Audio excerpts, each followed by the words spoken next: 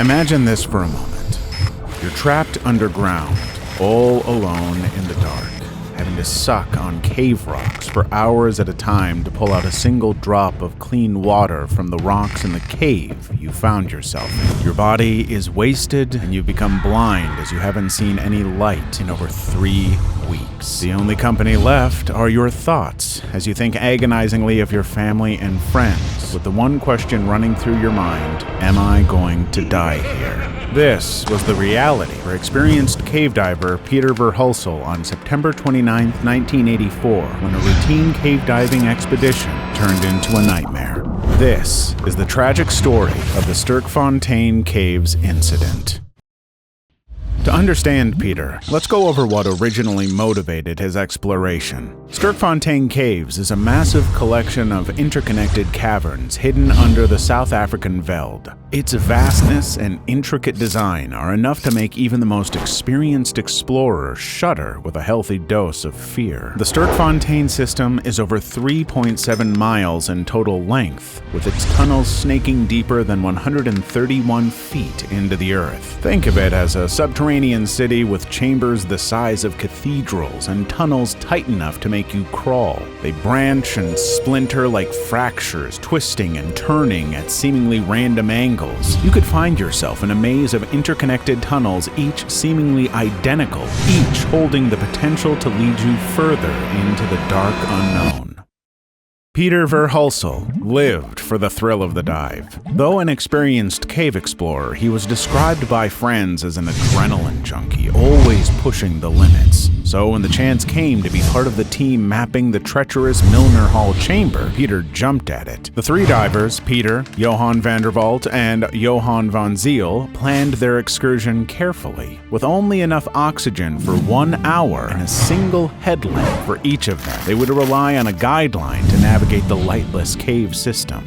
Their goal was to follow the line to the end of the chamber and back within 60 minutes. The dive began at midday, with each diver having promised to follow the guidelines faithfully, a promise Peter would repeatedly break in the past. At the rear of the group, Peter tried to curb his restless energy as they descended into the cave. He knew the dangers of wandering off on his own, but Peter Verhulsel's nature as an adrenaline junkie and his overconfidence began to take hold. As they ventured deeper into the heart of the Sterkfontein Caves, the Milner Hall chamber's allure was overpowering for Peter. The feeble beam of their solitary headlight cast shadows on the cave's walls, creating a tense atmosphere. The first signs of trouble would begin with Peter's reckless decisions at this early stage of their expedition.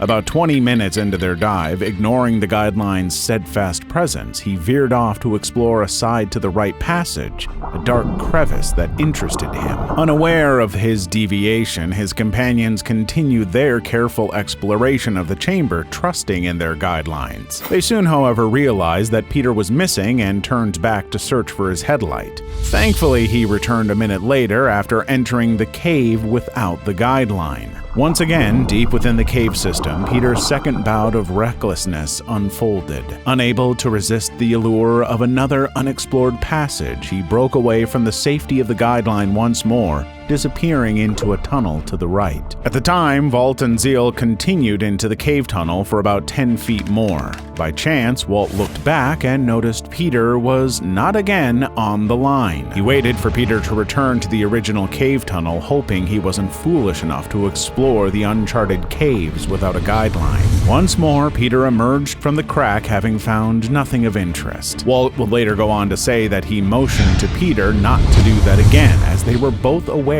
of how easily they could get lost in there. Thinking Peter would not repeat this mistake again, they pressed on following the guidelines and Johan and Peter to follow him. It was becoming increasingly apparent that Peter was determined to explore the uncharted cave systems on his own, perhaps in a bid to make a name for himself. Perhaps his cautionless nature would lead him to take the fateful third turn that would result in the horrible events that happened next.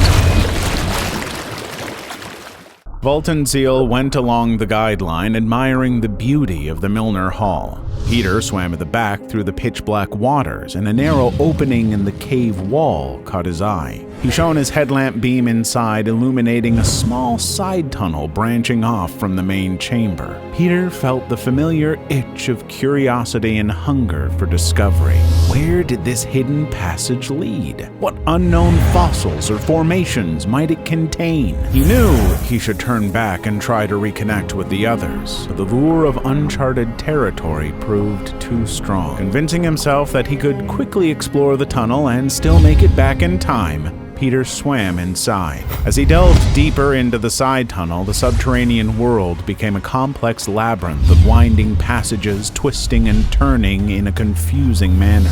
The once promising journey quickly transformed into a nightmarish ordeal. The absence of familiar landmarks and the absence of any clear sense of direction left Peter disoriented and vulnerable.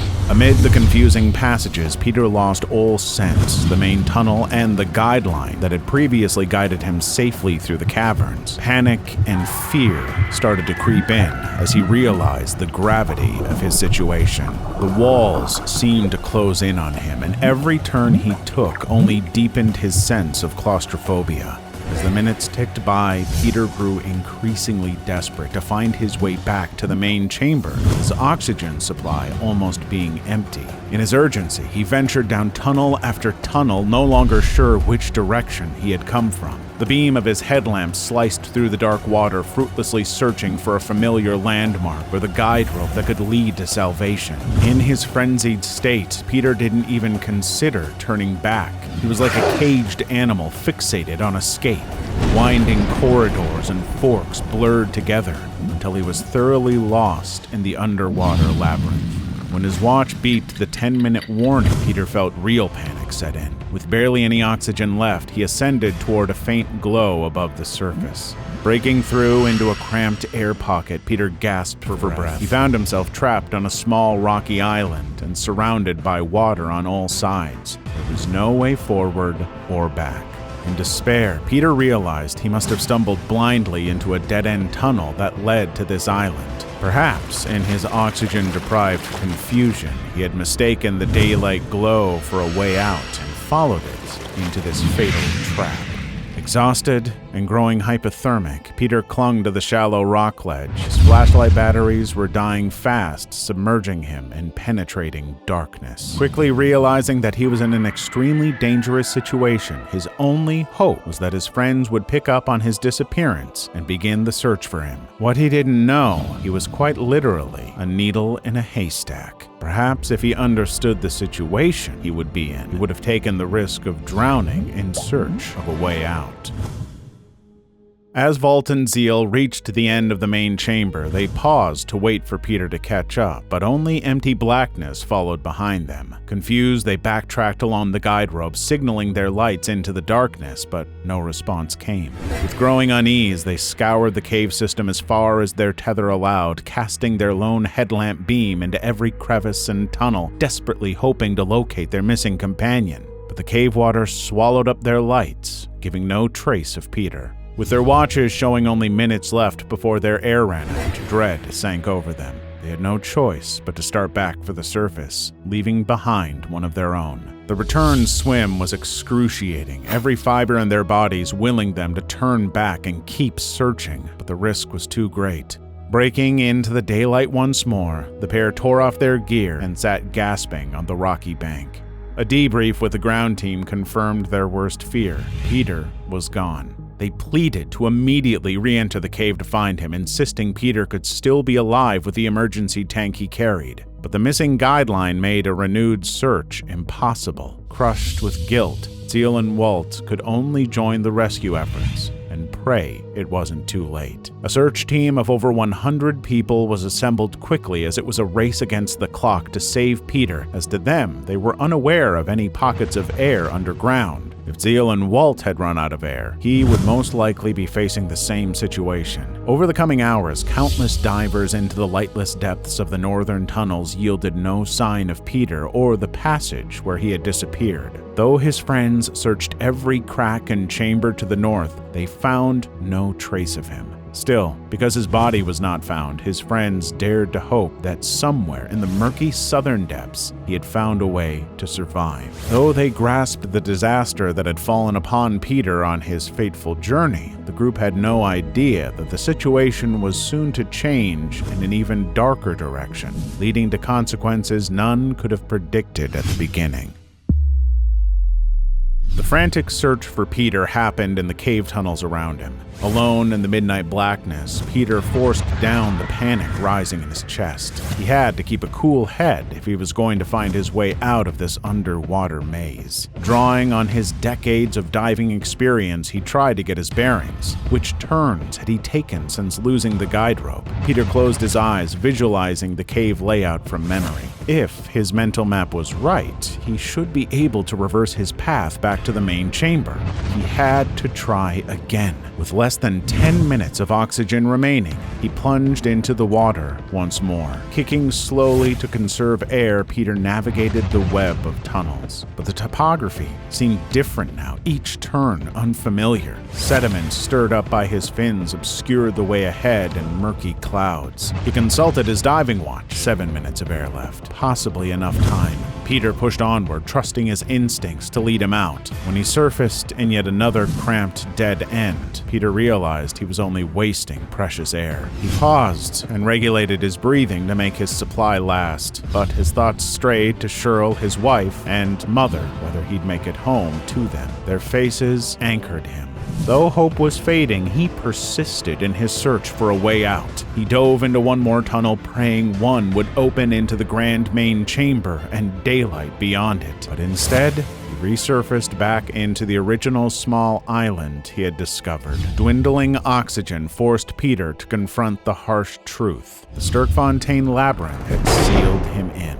His only hope now was to wait for rescue. With barely any food, he faced a daunting reality. He could either try another escape attempt or stay there and literally starve to death. This tired him immensely. He wanted to rest even for a few minutes. He lay his head on the rocks and drifted off to sleep, hoping help would be on its way by the time he awoke.